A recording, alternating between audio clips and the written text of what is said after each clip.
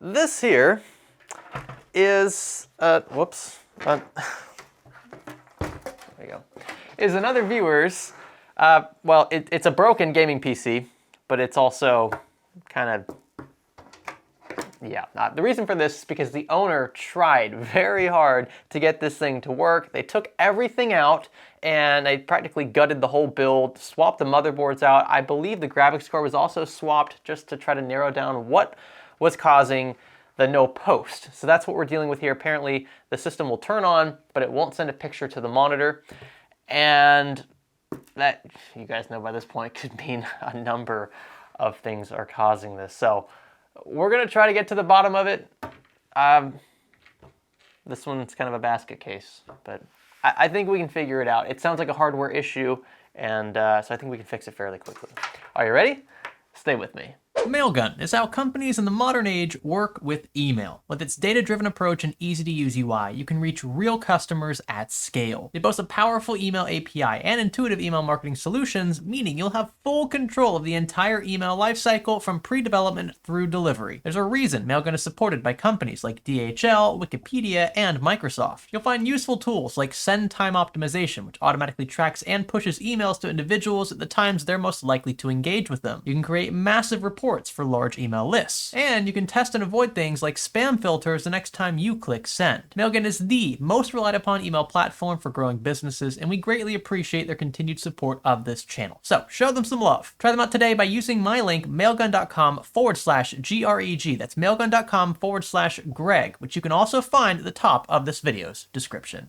Hi there, and welcome to Fix or Flop. In this playlist, we attempt to fix viewer systems in and around Orlando, Florida for free. We charge nothing for this service. As long as you're okay with us filming these processes, I can monetize these videos on sites like YouTube. That's where I make my money, and I'm just grateful for the fact that folks are willing to give me a shot and allow me to make content with their rigs. So it's a pretty sweet trade-off, I think, and it's been working out pretty well so far. We're deep into season 2 now, and hopefully we can keep it up for many more seasons to come, and maybe even move outside of the Orlando area. Maybe we'll go on tour and like just drive city to city and fix folks' systems around the country. That would be a very cool thing to experiment with in the future. Anyway, yeah, like I said, this build is kind of a basket case. I know it looks really rough right now. Part of the reason was because it was just hastily reassembled so that I could pick it up.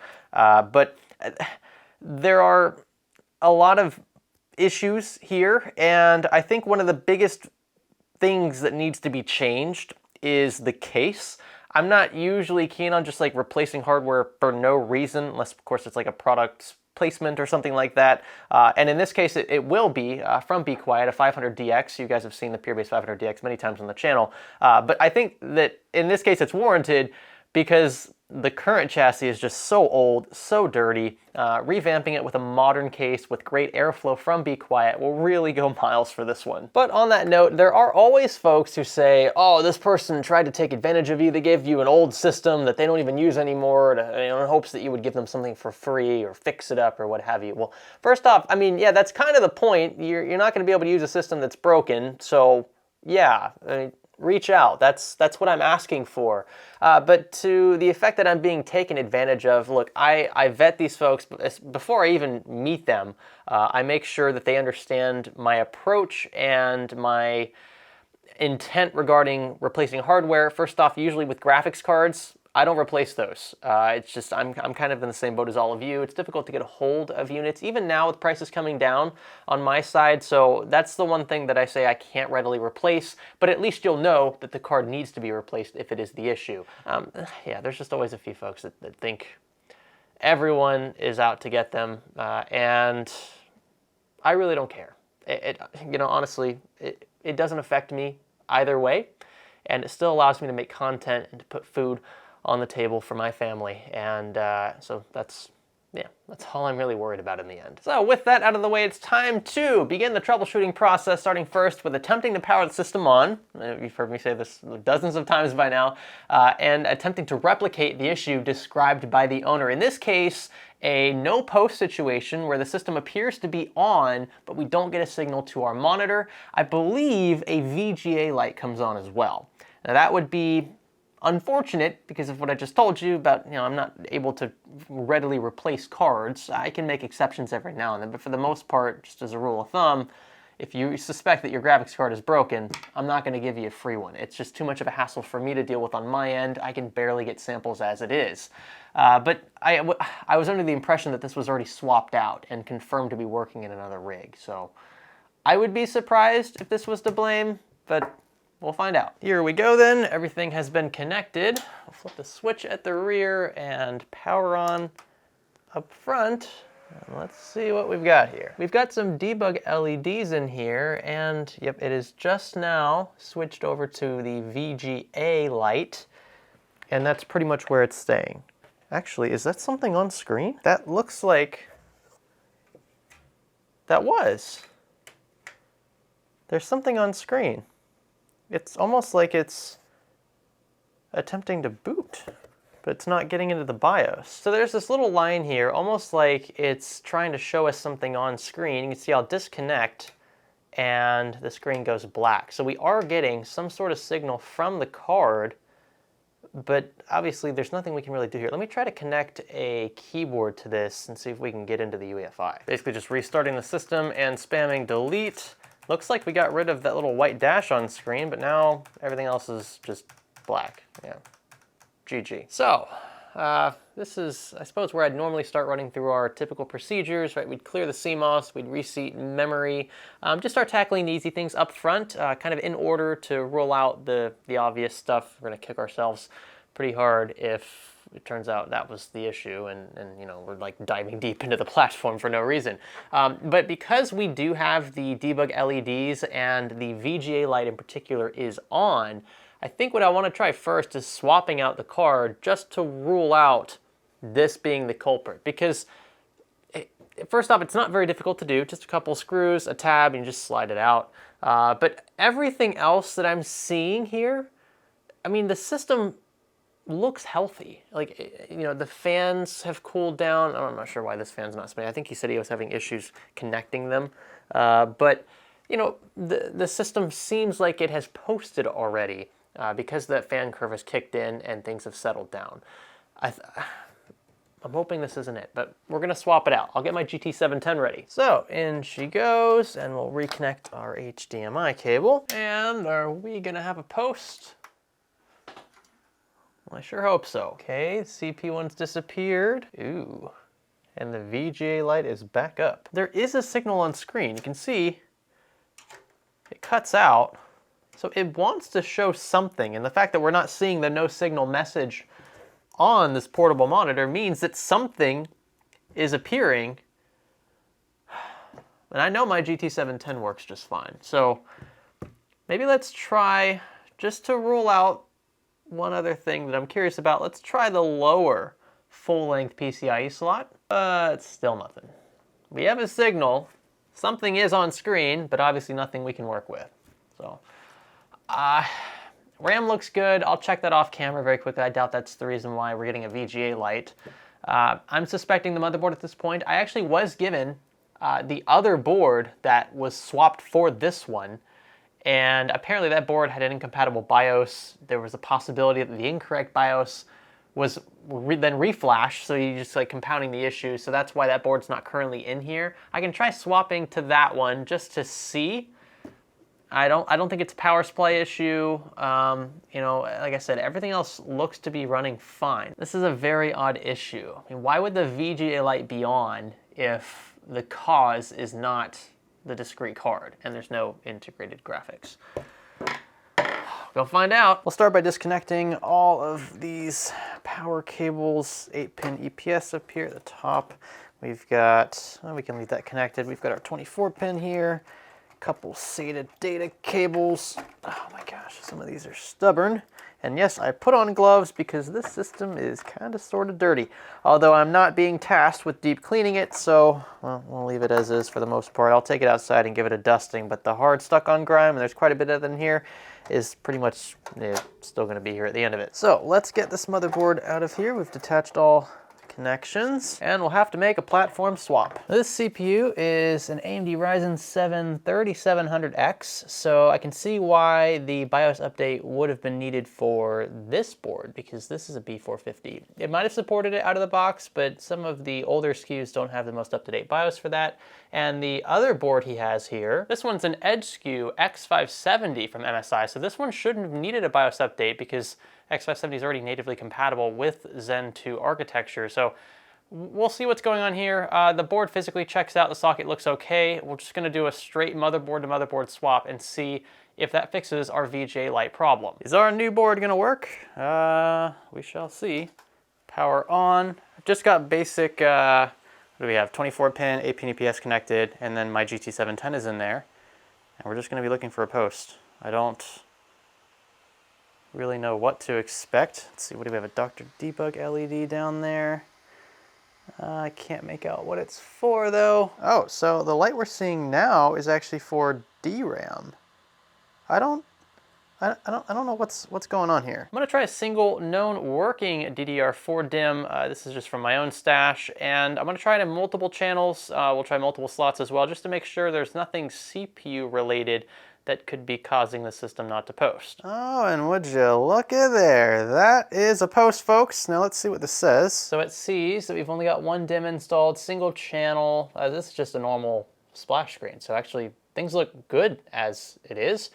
I think what we're gonna try now is that same module in other slots, because we might have a dead memory channel, and just maybe possibly for some reason that other B450 board that we took out was just saying it was a VGA issue when it was actually a DRAM issue. So I have tried every possible slot with my working DIMM, even slots you're not supposed to try, which is why we're seeing this message here about the incorrect order of operations.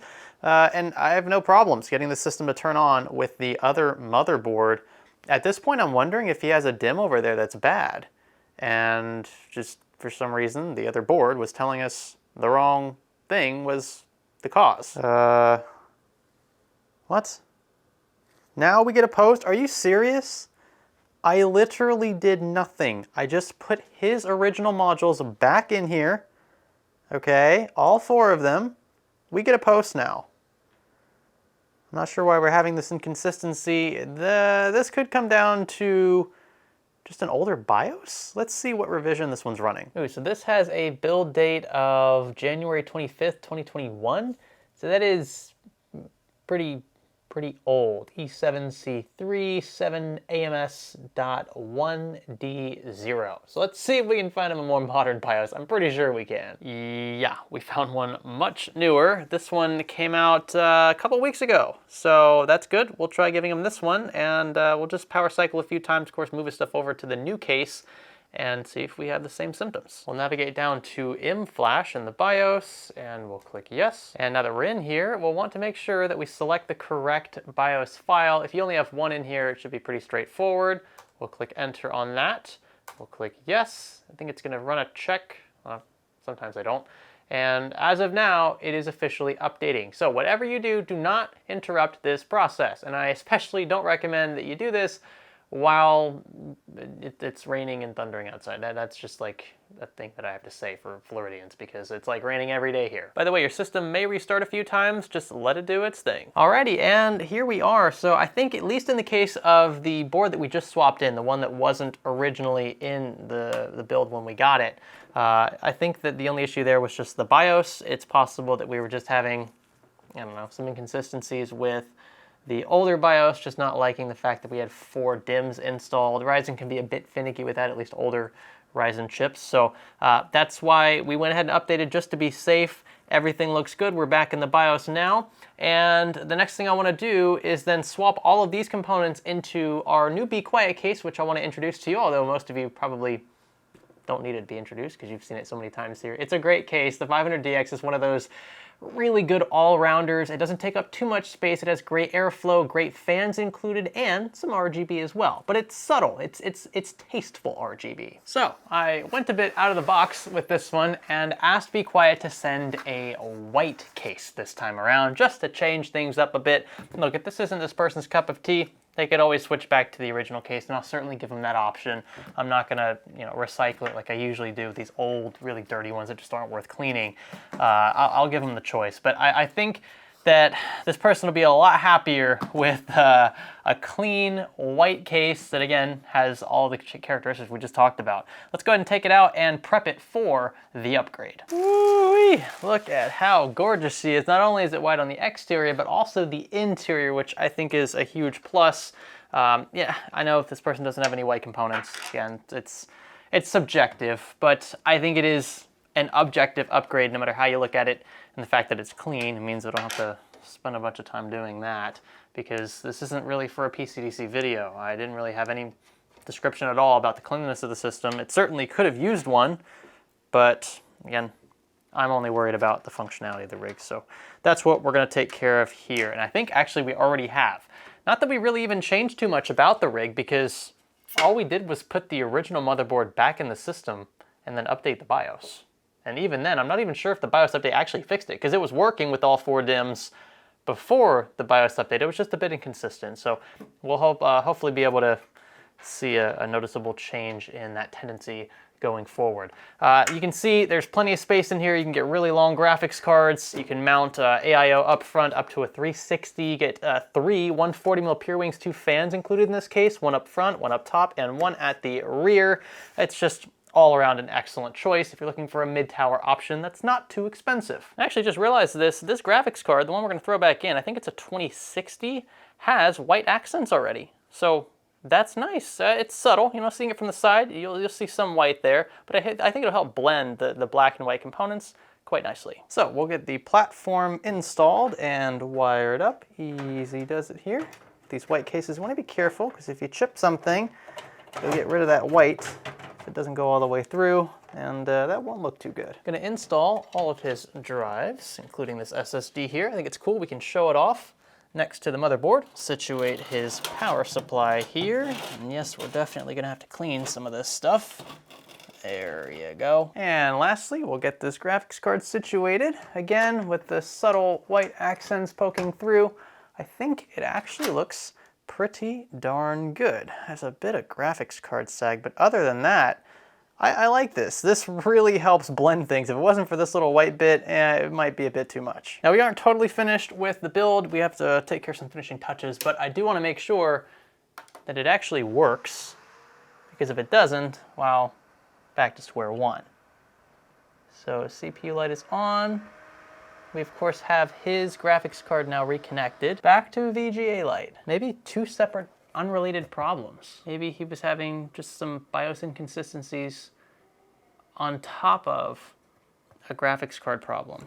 And that's why, I don't know, but then why were we getting VGA lights? Oh, would you look at there? We just had to let it sit. It was just sitting with, I could see signal on screen. There was a small little white dash at the top left of the display, but that was it. And I guess I was just too impatient to let it finally boot to BIOS, which is where we are now. It's also possible that this was the original issue and I was just too impatient then. And so the original motherboard really didn't need any swapping at all. That's okay though, because he told me that the motherboard we have in here now is the one he wants, because it's an X570 board. The one that he had in the system when it showed up in this video in the first place was a B450 board. So, higher end chipset, it makes sense for him, that's fine. But it's very possible that we didn't even need to update our BIOS here. I did notice, again, kind of inconsistent DRAM issue, but other than that, I think the VGA light being on was just the system hanging for some things to be configured before booting to BIOS. So that beckons the question then, why is it taking so long for the system to get into the BIOS? Again, it's about 60 seconds or so. One of the main culprits could be a slow or faulty storage drive. So before the system posts, it likes to make sure, or actually during the post process I should say, it likes to make sure that it can detect all hardware. The stuff that's wired into the motherboard needs to be able to communicate, and if it doesn't, then that's when it throws errors. You might see an error in the BIOS. The BIOS might not detect the storage drive in question at all. So it's very possible that the hard disk drive in here is going bad, and I would almost guarantee that if I disconnected the hard disk drive at the SATA data cable, it would post a lot quicker. The bottom SATA cable is the one for the hard disk drive. So let's disconnect that one. A few moments later. Okay, so maybe the hard disk drive isn't the problem. Maybe it's a different storage drive. I suppose it's also possible that it's none of the above. It could just be something else that we're missing here. But the storage drive is usually to blame for these kinds of long hang times. I think what I'm going to go ahead and do, because we know this is going to post eventually, is power this back off, and we'll reconnect that SATA data cable. We'll disconnect the one just above it, which is for the 2.5-inch SSD. There we go. Difficult to do that with the graphics card in the way. And we're going to power it back on again. VGA light back on. There's our signal. Hey, look at that. A very fast post. The 2.5-inch SSD. Not what I initially thought, but there you go. That's why it's taking so long. A slow to detect solid state drive is the reason why an owner thought their graphics card was going bad. And they thought it was so bad to the point where they felt like RMAing it. They sent it back to MSI. MSI sent back the card, made no physical changes, really didn't say too much about it. The card works. And the owner's like, well, I got screwed. MSI didn't actually fix my graphics card. The graphics card was fine. The whole time, this card is good to go. You just had to wait a bit longer for this thing to post, but the reason why you had to is because of a freaking solid state drive. Who would have thought? So you can see now our device list. SATA port 2 has our 3,000 gigabytes, that's a 3 terabyte hard disk drive, and M.2 port 1 has a 500 gig, well, M.2 SSD. So those are the only two drives connected, but remember we have that 2.5-inch Kingston SSD that we disconnected, that's no longer being detected, and that was our culprit. Removing that, disconnecting it from the system, allows the system to post so much faster. Ain't that something? You know, when I first made this playlist, I expected to have a lot of repeats. What I mean by that, it's just, you know, the same symptoms over and over, and I was afraid that you guys would get bored of this pretty fast, although I think the premise is very cool, how we do this, and it's certainly unique. I don't think anyone else in the tech space does it. I just was afraid that eventually you would start to see the same things so many times over and over that you just would lose interest. I have been pleasantly surprised in one sense, also disappointed that there's so many broken systems, but pleasantly surprised for the sake of the channel that we have run into so many different issues.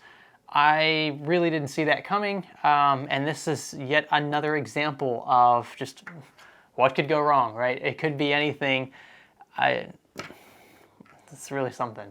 On a different note, I will say, wow, this case has made such a huge difference for this build. Now, it still needs to be cleaned. I'm going to take it outside after we finish filming here. You guys, you know what cleaning is like. We have a PCDC playlist, for crying out loud, that should give you a decent fix if you're looking to see pretty cool transformations. But this one, apart from the dust that's still here, looks so much better now, thanks to this white Pure-Base 500 DX. I will have it linked below if you are interested, and I do recommend you check it out if you're in the market for especially a mid-tower. They come in black and white. I think the integrated RGB is very subtle, but effective, right? It just works, especially if you set the LEDs to white. I think you're just illuminating the inside. It doesn't look rainbow pukish, so to speak. And if you have a few components that have white accents, it's really going to set off a white themed case as well. So big thanks to Be Quiet for being the product sponsor of this video. Be sure to show them some love by clicking that affiliate link down in the video description. With that, if you guys enjoyed watching this one play out, let me know by giving this one a thumbs up. That would be greatly appreciated. Consider subscribing if you haven't already. And remember that if you have a broken system and you live in and around Orlando, Florida, and you want us a chance to fix it for free, you can submit a form. It's also in the description. I probably should have ordered that before telling you to subscribe and like the video. But anyway, sounds good. I'm gonna get out of here. Thank you so much for watching again, and thanks for learning with me.